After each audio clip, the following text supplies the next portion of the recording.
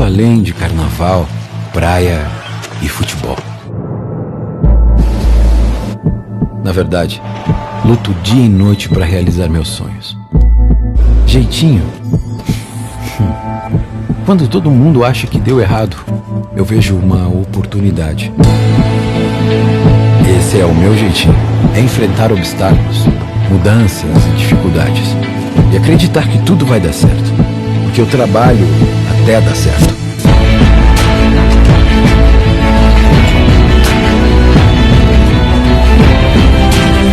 Foi assim que eu ajudei a desenvolver milhares de empresas por todo o país. E é assim que eu vou continuar. Quem sou eu? Eu sou o brasileiro, sou a TOTUS, sou você.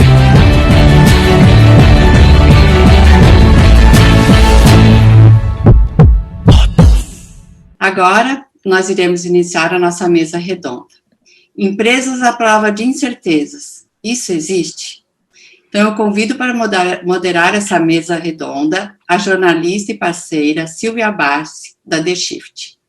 Convido também os palestrantes Marcelo Braga, VP de Enterprise and Commercial Sales da IBM Brasil, o senhor Edson Rigonati, empreendedor e sócio da Astela Investimentos, e o senhor Alexandre Fialho, diretor e professor da St. Paul Escola de Negócios.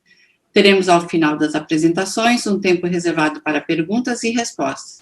Por isso, envie suas questões pelo chat. Sejam todos muito bem-vindos e desejo um ótimo painel para todos vocês.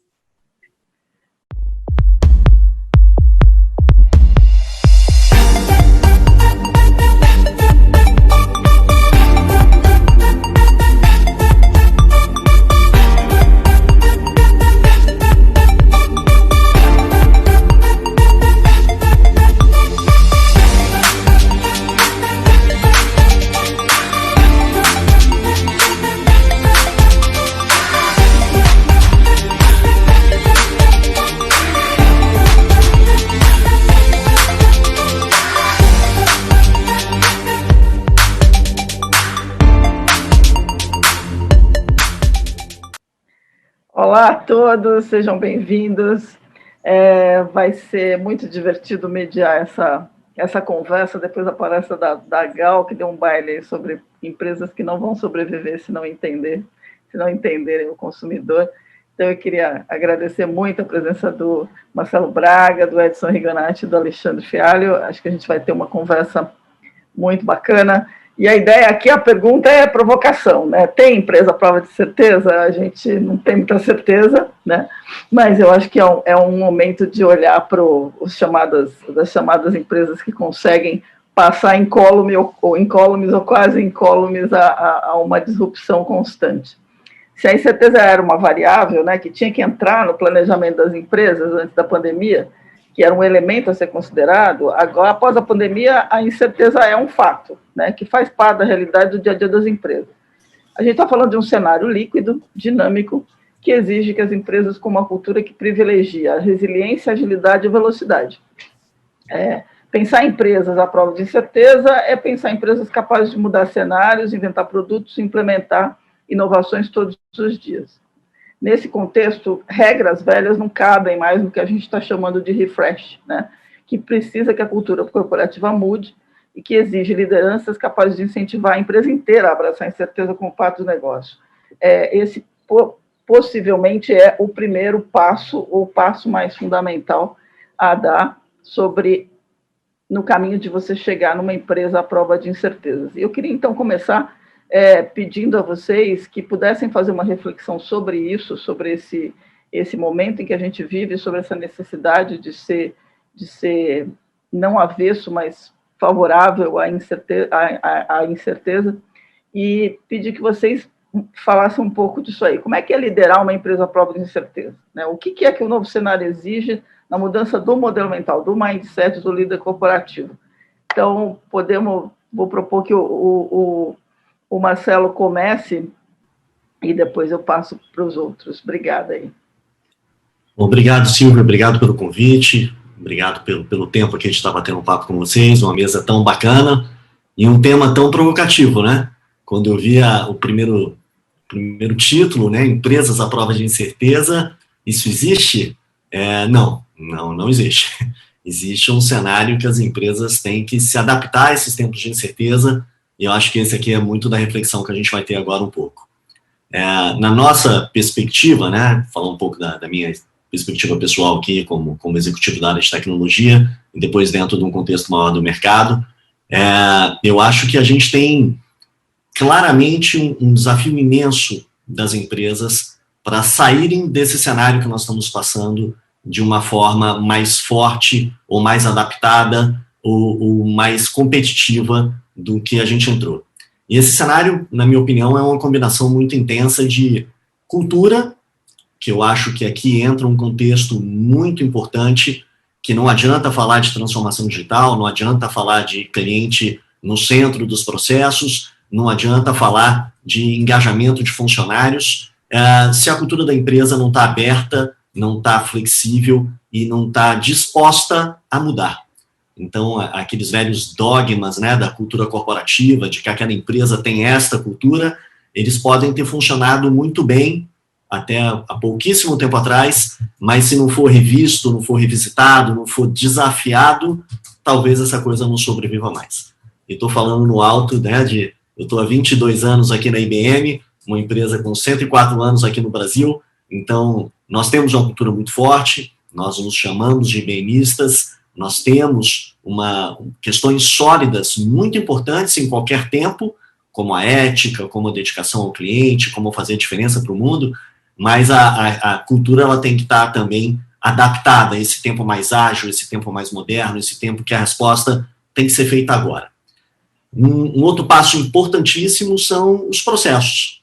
Então, processos antigos de que a gente investia em pesquisa e desenvolvimento, descobria uma tecnologia, depois olhava se tinha mercado para fazer esse lançamento desse produto, buscava-se consumidores potenciais com aquele perfil, e aí você tinha um produto vencedor no mercado. Hoje esse processo é completamente diferente. Você co-cria com os clientes, você desenvolve muito mais rápido, não é mais uma cultura de estar com um produto completamente finalizado para ser disponibilizado no mercado, mas começar por um produto mínimo viável e essa coisa ganhando uma escala e a projeção que precisa até estar dentro do que é razoável.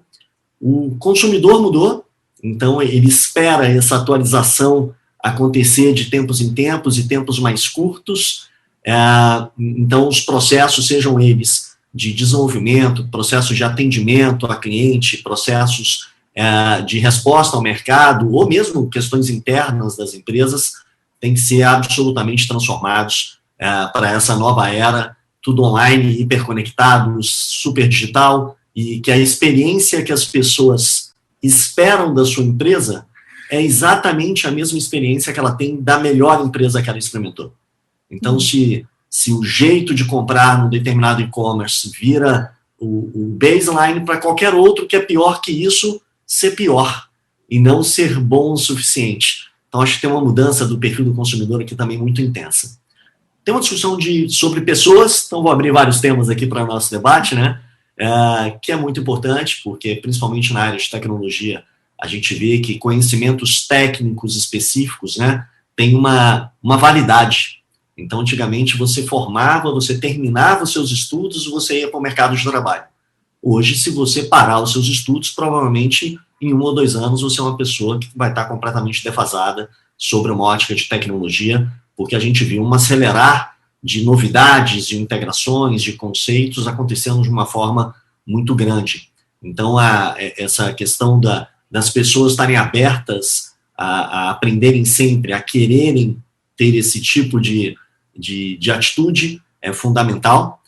E, obviamente, né, o potencial da tecnologia agora praticamente como meio para tudo, né? independente da indústria, independente do tamanho da empresa, independente se é um banco, se é um varejo, se é um governo, se é uma indústria, qualquer que seja a área de negócio, a tecnologia passou a ser muito mais protagonista, mas a gente tem que sempre lembrar que ela é meio.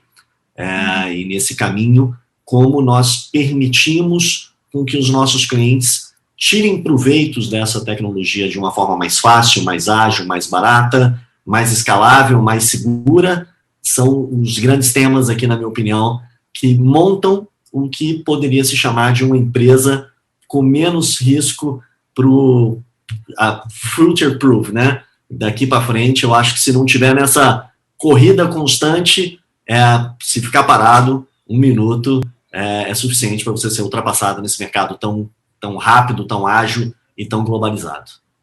Perfeito. Muito bom. Fialho, você é o cara que dá coach para CEOs, você está com o projeto Ser lá na Sampo. Dá para ter uma empresa à prova de incerteza se o líder não é nem um pouco afeito a mudanças e não gosta de ambientes líquidos? Como é que faz isso? Não, dá. Só fechar ela. Aí você não vai ter problema nenhum com a incerteza. Quem tem medo de incerteza não pode estar no mundo corporativo. Infelizmente, essa é a realidade. Mal vai conseguir existir hoje em dia. Eu acho que a incerteza é um dado não apenas pertinente ao mundo corporativo, mas é um dado da existência, né, da realidade. Mas, enfim, eu queria aqui provocar reflexões, né, mais do que demonstrar algumas coisas, mas eu acho que o ponto principal, e não dá para falar do mundo contemporâneo sem mencionar a pandemia, mas eu acho que é super importante as pessoas entenderem que as mudanças já estavam em curso. A pandemia, na verdade, foi um catalisador do processo de mudança. Ela não foi um elemento, individualmente falando, transformador da realidade. Ou seja, tudo que a gente está vendo nesse processo de pandemia já era algo que vinha acontecendo no mundo, né? Eu acho que a pandemia também teve um aspecto importante, que ela fez um pouco as pessoas perceberem essas mudanças. Na verdade, eu acho que o mundo vinha se transformando, mas as pessoas estavam que nem naquela analogia do sapo na água quente, né? Então as pessoas não percebiam a água aquecendo. Eu acho que tiraram o sapo, deixaram a água bem quente e a pandemia fez com que as pessoas... Opa, está queimando, deixa eu entender que essa água está quente aí, né? E eu vou tentar aqui fechar com um pouco de desafio para essa liderança contemporânea, né? Trazer um pouco aí de um blend epistemológico, de filosofia, sociologia, neurociência, psicanálise, né? E aí eu queria só brincar com essa coisa da transformação, né? A gente teve algumas eras éticas, né, que comprovam um pouco dessa transformação em curso, né? A primeira, indo para a Grécia Antiga, né, era a ética cósmica. Depois, quando a gente vai para o medievo, tem o que a gente chama da ética religiosa. E aí, a que é mais pujante no mundo corporativo, vinha sendo, na verdade, é a ética da racionalidade, da razão ascética. Que ela nasce com Descartes, com a racionalidade como centro da existência. Tem no iluminismo e na Revolução Industrial, talvez, os seus principais pilares, mas dura só até a década de 80. Então, essa ética da racionalidade, a razão ascética, ela dá espaço para a ética da razão do sensível, que o Nietzsche chamava da ética do artista, né, que é essa contemporaneidade. O Lipovetsky chama, né, a gente saiu de uma ética do dever para uma ética do desejo. E isso tem incomodado bastante a sociedade. Mas o fato é, gostemos ou não, isso é um novo contexto e tem muita coisa boa por trás desse contexto, né? Então, essa contemporaneidade, acho que você mesmo colocou bem, Silvio, dessa coisa gasosa, né? Na verdade, ela é uma mistura dessas eras. É uma mistura de modernidade, pós-modernidade e hipermodernidade. Ou seja, é uma mistura de estados, sólido, líquido e gasoso. O que a pandemia fez foi liquefazer e transformar também o mundo menos sólido em mais líquido e mais gasoso. Então, esse é o processo que a gente está vivendo. E essa incompletude humana, né, que já vinha tão sendo falada, ela foi percebida nesse mundo contemporâneo. E essa incompletude, ela tem razões importantíssimas, né? A diferença do homem para o animal é essa incompletude, né? O animal já nasce com tudo que ele precisa para existir. Um homem não, ele é incompleto. A dúvida faz parte da natureza humana. Então, essa coisa de existir na contemporaneidade é, de fato, um desafio existencial, que é o que o Sartre brincou, né? Nos animais, a essência precede a existência. No homem é o contrário. É a existência que precede a essência. E não é à toa que a gente tem ouvido falar, até de maneira banalizada, como nunca antes, né? O termo essência. Está todo mundo recorrendo à minha essência, que é uma prova de crise existencial. Porque, na verdade, a existência requer que a própria essência seja repaginada, repensada, assim como tão bem o Marcelo Braga colocou, né? A gente não é um ser absoluto e controlador do contexto. O contexto é absoluto a gente. Então, se a gente não tiver uma humildade existencial, a gente vai ter uma crise existencial e vamos recorrer às nossas essências, nossos princípios, nossos valores. É que nem alguém que é honesto precisar falar, eu sou honesto, e acredito em mim, eu sou honesto. Esse cara tem algum problema, né?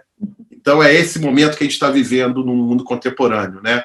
E o que eu queria trazer para dar esse fechamento, né? O que aconteceu de mudança? Quais são esses novos desafios, né? Primeiro, a gente tem uma questão importante, que nós saímos do mundo que era projetado para um mundo que tem que ser inventado. Então, não é à toa que planejamento estratégico deixa de ter a relevância histórica que teve, e o contexto de inovação e criação sobem na hierarquia de prioridades organizacionais. A disciplina dá lugar a um risco. A eficiência dá lugar a uma questão da performance performática. Ou seja, o como é tão importante ou mais importante do que o que. As empresas, as pessoas não querem mais o resultado pelo resultado. O como é super importante. Isso tem a ver na filosofia de uma ascensão da estética, que antes tinha uma primazia da ética em relação à estética. A estética foi libertada e a estética passa a ter valor existencial e corporativo muito relevante, né? O representar dá lugar para a genuinidade. Não tem mais possibilidade de um líder ser aquela coisa fake, plástica e não humana, vamos dizer assim.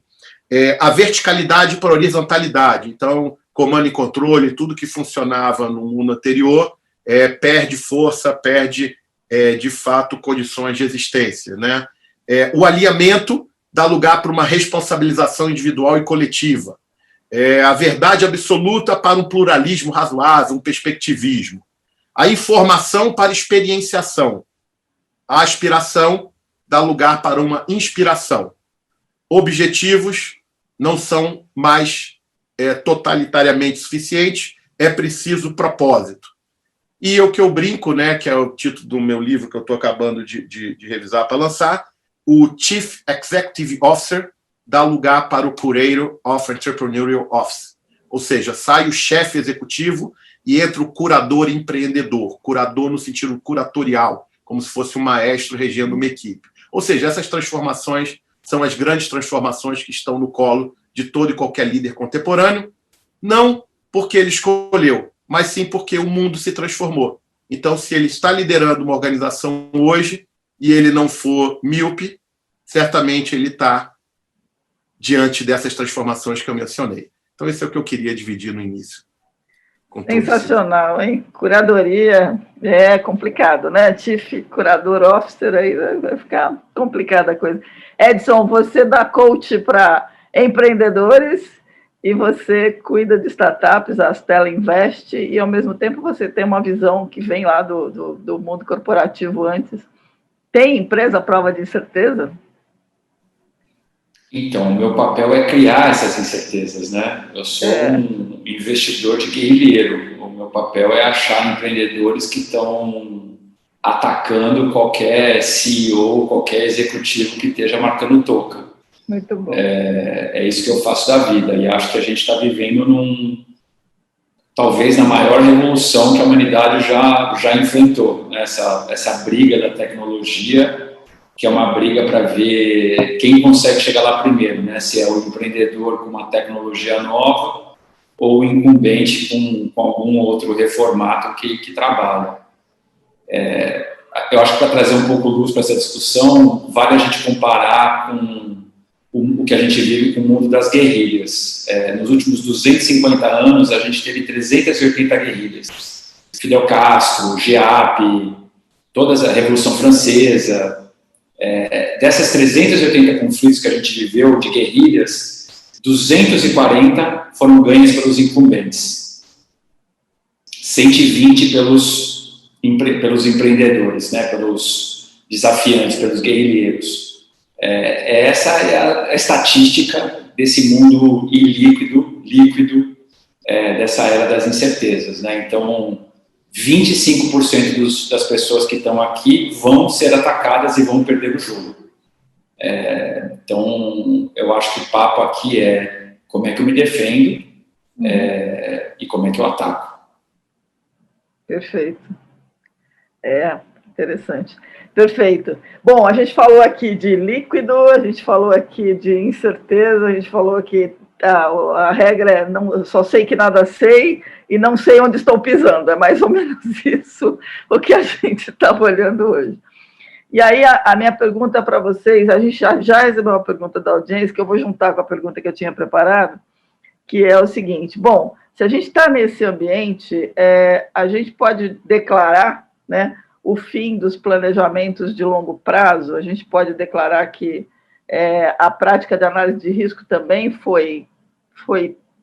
tem que ser abandonada, porque a velocidade das mudanças é tão grande. Como é que você planeja, né, um roadmap em ambientes líquidos? Como é que você faz a curadoria do problema? Quer falar, Fialho, começar?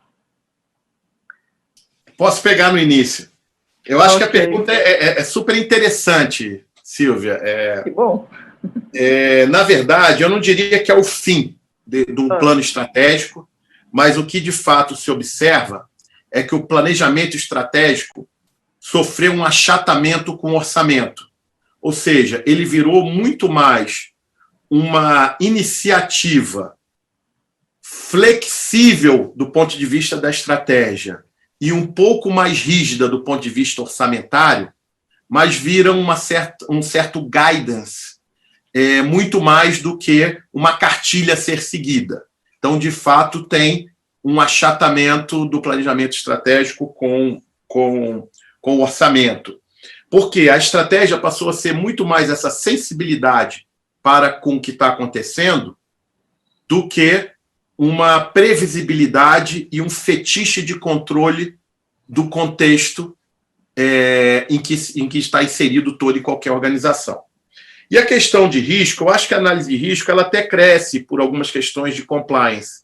A única coisa que ela perdeu a pretensão, e a gente já vê isso, né, em ter, de fato, na sua métrica, um valor absoluto. Eu vou falar uma linguagem aqui, o CAPM já foi a medida métrica quase que universal, né, para valorar empresas. E cada vez mais a gente vê critérios que têm alguma lógica, têm alguma percepção de risco e retorno, mas não é metricamente da mesma maneira estruturada como era no passado. Então, a gente também vê uma certa necessidade de repensar o risco não como uma coisa absolutamente traduzida como desvio padrão de retornos apenas. O risco pode ser até mais amplo, inclusive em modelos de opções reais. O risco tem muito mais conexão direta na proporcionalidade do que a inversa. Então, essa é um pouco das métricas, né, financeiras que estão aí mais pujantes e vigentes no mundo contemporâneo. Uhum. Edson, planejamento de longo prazo ou de médio prazo, análise de risco, devo levar em conta que nada disso mais é possível e devo começar a adotar o pivô das startups, quer dizer, incumbentes sabem pivotar, brincando com a história dos elefantes também dançam lá da IBM antiga? É bem isso. Eu, na verdade, eu acho o mundo Agile ou Scrum uma gestão de risco muito mais eficiente do que o Waterfall, né, que é o que o mundo utilizava antes para planejar e construir coisas. Então, pelo contrário, eu acho que as empresas que são ágeis e líquidas, elas são mais resilientes e gerem melhor o risco do que as que não são. E o planejamento, eu acho que ele continua sendo um fator importante, né? Eu acho que tudo na vida a gente precisa sonhar. A gente sabe que tudo aquilo que a gente sonha nunca vai acontecer. O que a gente está fazendo é sonhando cada vez mais alto e mais rápido, né? Então, em vez de esperar 2 anos para fazer um plano bianual, vamos sonhar todo trimestre. E no nosso caso, né, como atacantes, como guerrilheiros, a gestão é o caixa. Tenho 18 meses para invadir o castelo, e se não invadir, vamos para a próxima. Muito bom. Braga, e aí? Como é que faz? Tem planejamento e análise de risco que aguente tudo isso? Eu acho que talvez o grande segredo aqui dessa conversa é termos um contexto. Acho que assim, o planejamento estratégico que a gente fazia de muitos anos atrás, que você planejava bianualmente, como o Edson comentou, né? Você tem certeza que hoje ele vai dar errado, porque as variáveis são completamente diferentes. Eu acho que também era uma prática se desconsiderar cenários extremos.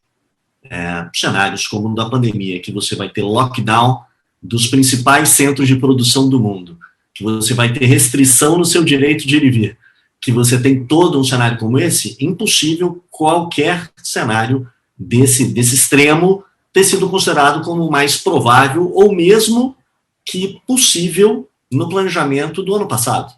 Se a gente for pensar, o ano passado a economia estava dando sinais de recuperação, o Brasil com alguns planos em andamento, e de repente você pega esse ano e literalmente mudou radicalmente tudo. Agora, o planejamento estratégico é importante? Na minha opinião, sim. A discussão é não ter tanto tempo entre os controles, né, os achievements, para se adaptar. Então, não dá mais para você pensar projetos que vão dar retorno daqui a 2, 3 anos. Fazer transformações tão intensas dentro das empresas que você vai fazer um turnkey e vai trocar um back-office inteiro, um CRM inteiro, ou mesmo um processo inteiro. Então, mesmo em empresas incumbentes, a cultura ágil, a cultura de squads, você dividir os problemas em problemas menores e conseguir trabalhar numa velocidade muito maior, já é o novo normal de empresas do porte da IBM. A gente, absolutamente todos os nossos funcionários já estão dentro de metodologia ágeis, porque a gente entendeu claramente que esse era o caminho, não dá para se lutar com armas tão distintas. Agora, a gestão de risco já é um pouco diferente. Eu acho que nunca se teve tanta informação, tanto dado, tanta ferramenta para você aprimorar controles e riscos. Agora, sobre uma ótica de liderança e desenvolvimento empresarial, varia bastante de empresa para empresa. Então, algumas indústrias tiveram que, por questões de compliance, como o Alexandre comentou, teve que aumentar muito o seu rigor sobre gestão de risco, porque essa coisa solta dá problema.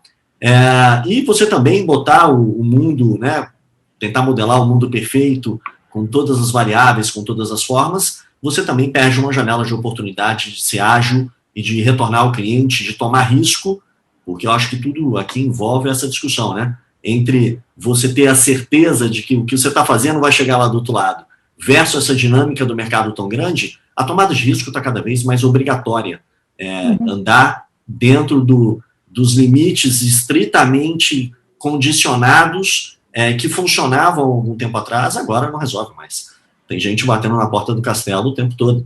E é um exercício de defesa e de ataque mútuo, porque o mercado está crescendo, está tendo espaço para muitos outros entrantes, e bem nichados, bem especialistas, bem competentes, e acho que agora já está caminhando para um mundo que talvez os incumbentes que estavam tão temerosos, né, de tanta agilidade, de tanta energia, de tanta vontade de vencer das startups, começaram a ver que a questão de caixa pega, de fato, né?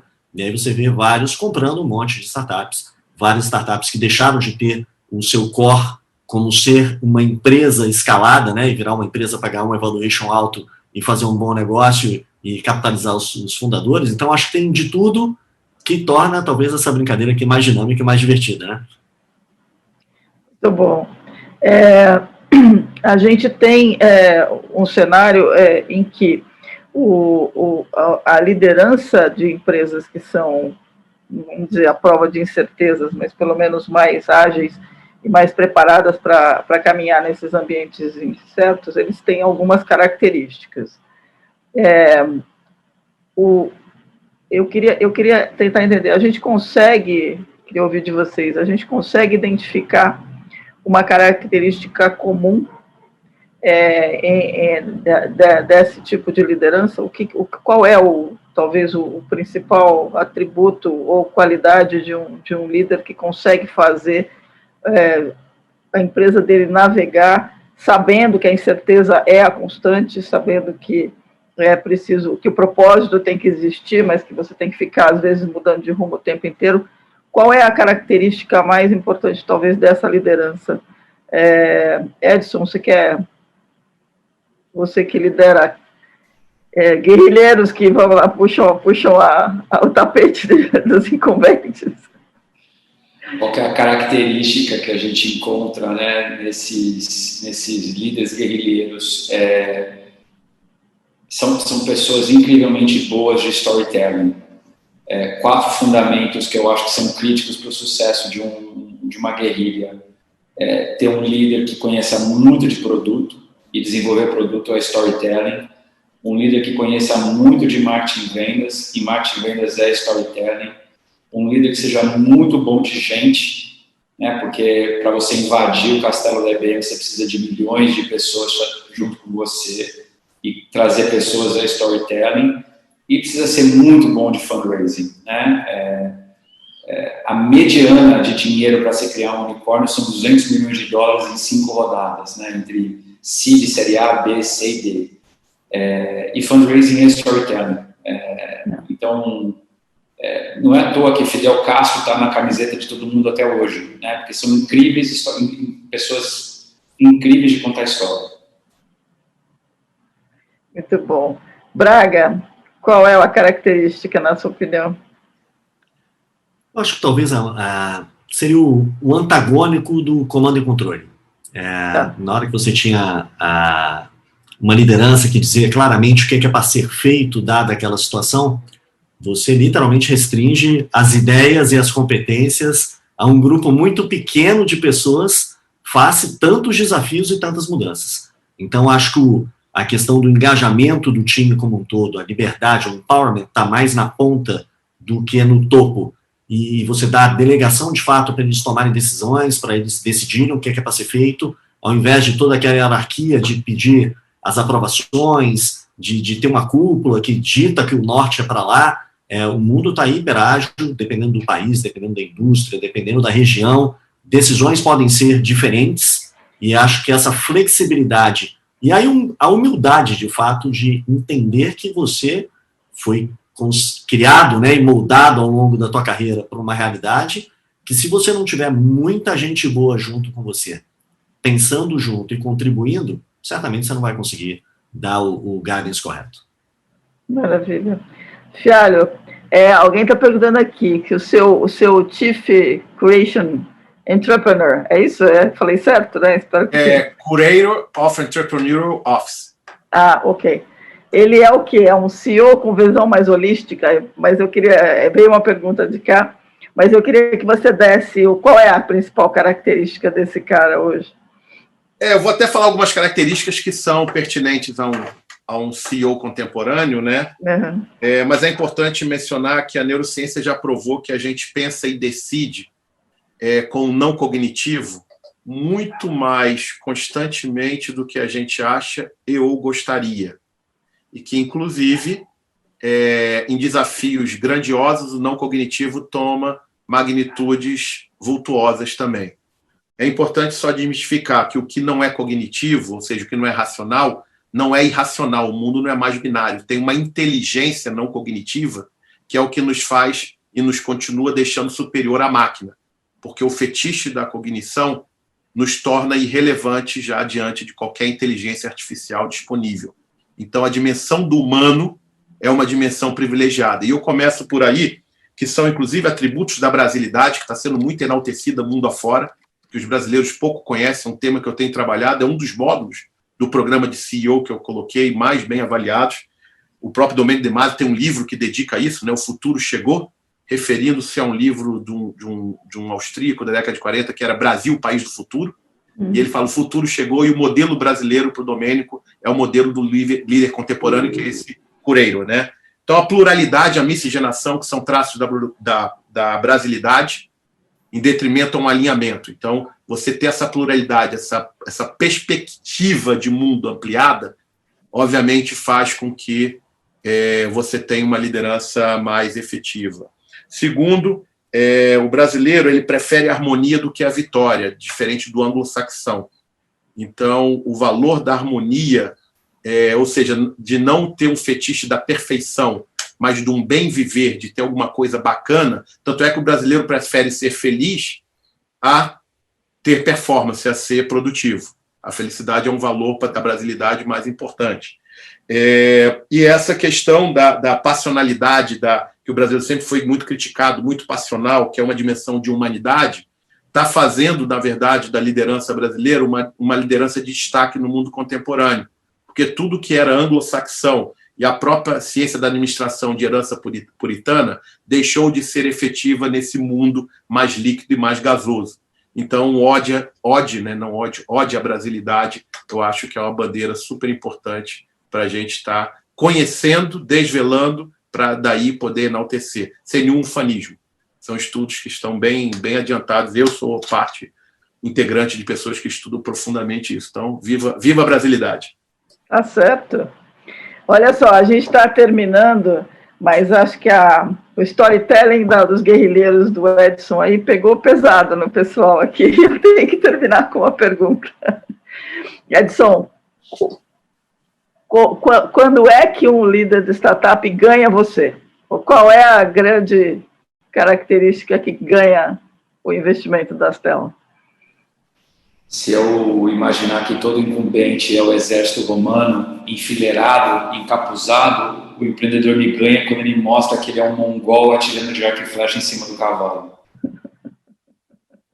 Ok, tá certo. Armas de distribuição em massa. Tá certo, tá bom. Faca no dente, literalmente. É isso. Tá bom. Gente, eu queria agradecer vocês, foi sensacional ouvi-los. Eu adorei, a audiência gostou muito também, tenho certeza. Vocês foram muito generosos em participar com a gente. Eu queria, de novo, desejar uma ótima semana e, de novo, agradecer em nome da The Shift, em nome da Abis, porque foi realmente uma conversa muito, muito boa. E agora eu vou ficar preocupada em pensar se eu sou exército romano ou se eu consigo ser guerrilheiro o suficiente. Tá certo. Tchau, gente. Obrigada. Obrigado, prazer, obrigado. Tchau, pessoal, boa tarde. Obrigada. Até logo, Alexandre. Até logo, Edson. Até logo, Silvio. Tchau.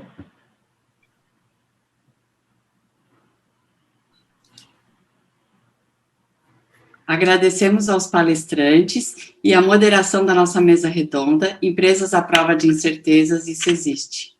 Foram ótimas, realmente um debate muito enriquecedor. Agora, quero chamar o vídeo de lançamento do novo posicionamento da Abis e também iremos apresentar os vídeos dos nossos patrocinadores, IBM e TOTS, os quais tornaram esse evento viável. Nascemos na década de 80, quando a palavra software ainda era desconhecida. Em 3 décadas de história, o ressignificamos e passamos a representá-lo no mercado de tecnologia, tornando o software nossa expressão. Mas o mundo mudou, e hoje falar de software é falar de mobilidade, saúde, infraestrutura e acessibilidade. Acompanhando essas mudanças e as transformações digitais, acreditamos que era a hora de reformular. A mudança começou de dentro para fora. O primeiro passo, ouvir. Nossa comunicação já não estava mais conectando com o momento atual e assim entendemos como nos reposicionar. Hoje tudo é software. Decidimos compreender seu tempo, que não é linear, mas desenha perspectivas através de uma ferramenta transformadora, o conhecimento. E nossa marca traduz isso.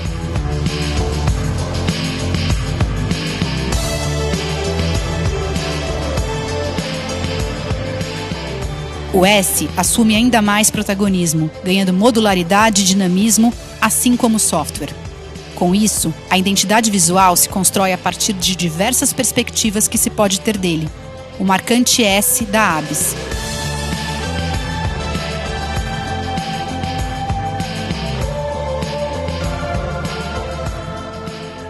se fazendo presente nas diferentes áreas em que o software transita. Hoje, uma nova história começa, mantendo o propósito de sempre: um Brasil digital menos desigual.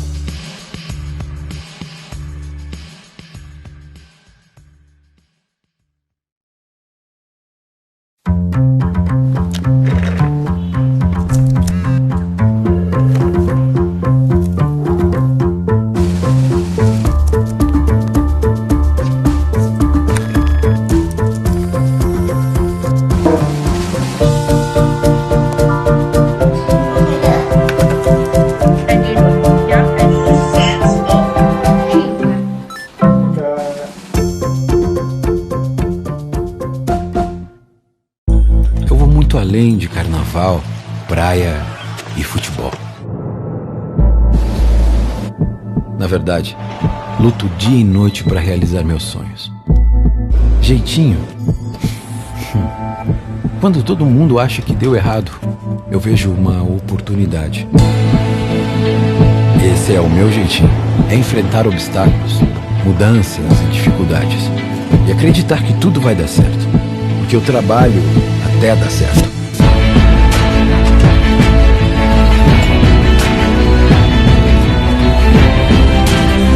Foi assim que eu ajudei a desenvolver milhares de empresas por todo o país.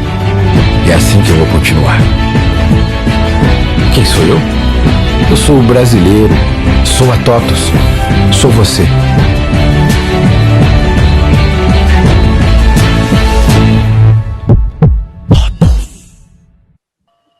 A ABS parou para ouvir e conhecer ainda mais o seu cliente e, por isso, está se renovando por meio do conhecimento e quem ganha é a sociedade, pois o nosso propósito é de termos um Brasil digital e menos desigual. Para conhecer mais, acesse abssoftware.com.br.